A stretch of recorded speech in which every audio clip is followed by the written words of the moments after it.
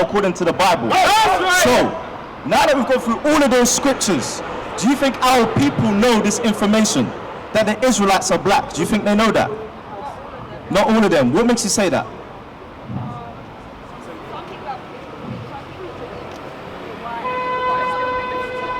So why is it that some people believe that he's white and some people believe that he's black? Why is that the case? Who taught us that? Do you know? You know what I want? Get me Isaiah chapter 29 verse 13. Bring it out! No, get Job 9 verse 24, because the soldier brought out earlier. Because it actually identifies why some of us think he's white and some of us think he's black. Job chapter 9 and verse 24. Bring it out! The book of Job chapter 9 and verse 24.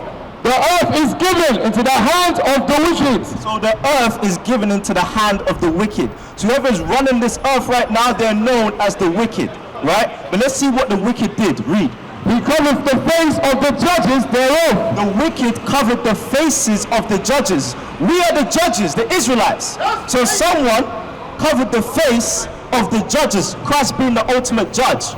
So who covered his face to look like this? Do you know who did that? Do you know in history who went around whitewashing the images of Christ? You don't know? It's the Caucasians. That's right! They came round and whitewashed all the images. Because when we read the Bible, how many scriptures did we read? That him and his people are black. We read multiple. So how is it that we still believe that he looks like this? Right, even our children, when you ask them, hey, who's this? They'll tell you Christ. Now, if you look at our children today, how do they treat one another on the streets? They're stabbing each other, right? Black on black crime. Believe that stems from this. Do you understand? Because they have hatred. They don't understand that their fellow brother is of the lineage of Christ. That's right! They have his blood running through his veins. So they don't even think twice to shoot one another. Do you understand? Get me that? Leviticus. Leviticus chapter 19 and verse 17. Thou shalt not hate thy brother in thine heart. So the commandment for us, the 12 tribes of Israel, we should not hate our brother in our mind. If our mind has this, we're going to have hatred to one another. Do you understand? Read. Thou shalt not hate thy brother in thine heart. Thou shalt in any wise rebuke thy neighbor. Instead of us to correct our neighbor, if we're offended, what do we choose to do? Be violent. We've become emotional because we don't know that we are the men, the pillars of this society. Do you understand? If we don't know our history, if we don't know our forefathers are the royal kings and queens of the earth, then we're going to treat one another disgustingly. Do you understand? Read that again.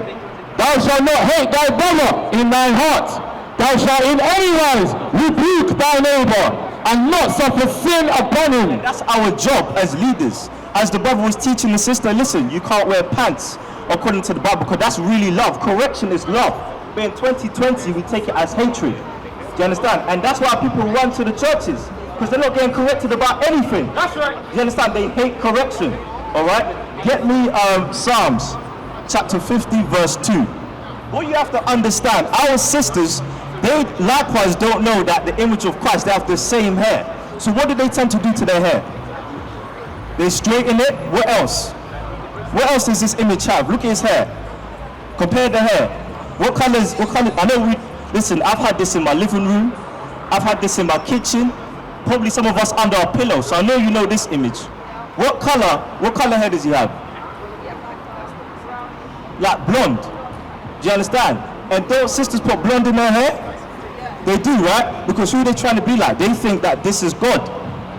Do you understand? Read that for me. Psalms chapter 50 and verse 2. Out of Zion, the perfection of beauty, God has shined. The perfection of beauty of all the women, the perfection of beauty comes from the Israelite woman. That's right. That's where you find beauty. Only. Why? Give me Wisdom of Solomon, chapter 13, verse 3. This is why you can only find beautiful women in Israel. Okay? Let's read this. Wisdom of Solomon, chapter 13 and verse 3. Bring it out!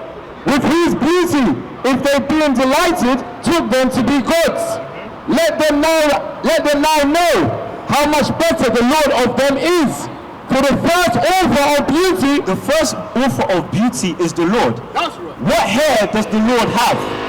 woolly hair. That's right. The first author of beauty, the Lord, has woolly hair, which we have. Finish that? Did you finish that? Yes. Oh, you finished that. So that means that what? If he deems that beautiful on his head, you have to deem the hair on your head beautiful. That's what that means. But we've been broken down where we have no self-esteem. And then what does that lead to? Get me Hebrews 13 verse 4. If you don't have no self-esteem, guess what? When a guy comes along, what can they easily do to you? Manipulate you, use you. Do you understand? They sleep with you and dump you just like that. Read that. Hebrews chapter 13 and verse 4. Bring it out. Marriage is horrible in all, and the bed undefiled. But a woman that's got no self-esteem, she's not going to wait till marriage. She's going to just let him do what he wants to do and move to the next one. But the Bible says marriage is honorable. But you'd only see it as honorable if you think you're honorable. Do you understand? Read. But whoremongers and adulterers God will judge. What our people don't understand, there's a judgment for sleeping around. You know what I want, isn't it? There is a judgment. People think if you sleep around, you go away scot-free. The Lord is the King of terrors. He's going to get you. Do you understand? Get that for me. Deuteronomy chapter 28 and verse 61. Also every sickness and every plague which is not written in the book of this law, then will the Lord bring upon thee until thou be destroyed. So the Lord said every sickness and every plague, for you sleeping around, he's going to give it unto you. And these sicknesses you don't find in the Bible. Now let's think. What kind of sicknesses or plagues can come about when you sleep around? Think about it. What kind of sicknesses or plagues do we get as a people when we decide to sleep around? You get AIDS. AIDS is not in the Bible, but it's upon us. We got the highest rate of AIDS. In Lambeth. You hear that? In Lambeth, we're the highest in the UK. And who mostly lives in Lambeth? Our people. Do you understand? Because we've what do you call it? We reject God's laws. But what do we do instead when we are faced with problems? Because right now we have the coronavirus. We have George Floyd. And what's our response? To go and march. To go and vote. But you know what the real issue is? We don't want to take accountability of our own actions. That's right. That's what the problem is. We don't want to study to know how to fix our community. We want another nation to fix our problems. So we're going to stay here. The solutions they're going to present to you is not going to help you because they're the same people that taught you lies in the first place. Do you understand? What did I want? I didn't say? Okay, get me John 8 verse 32. What you have to understand, because we're in captivity. We're in captivity. Baruch 3 and 8, then we're going to go to John. Our people don't believe we're in captivity, that we're in slavery. We've taken the crumbs of society that they've given us and turned it into our own paradise. This is hell. We don't have our own schools. We don't have our own hospitals. Even the food that they give us, GMOs. We have the highest rate of autism. So how the hell is this paradise? Read that. Baruch chapter 3 and verse 8. Behold, we are yet this day in our captivity. So the Lord is letting you know, even if you don't want to believe it, the 12 tribes of Israel are in captivity. Read on. Where thou hast scattered us. We're scattered. If you don't know that we're in captivity, hold up the sign. Are we in every country on this board? Are we scattered around? We're in America? Are our people in Brazil? Are we in Ghana? Are we in India? We were scattered everywhere. So if you don't think you're in captivity, there's the proof. Read. We used to scream black power while heroin was pushed. But at the end of the day, nothing's in vain. IUIC has been given a vision.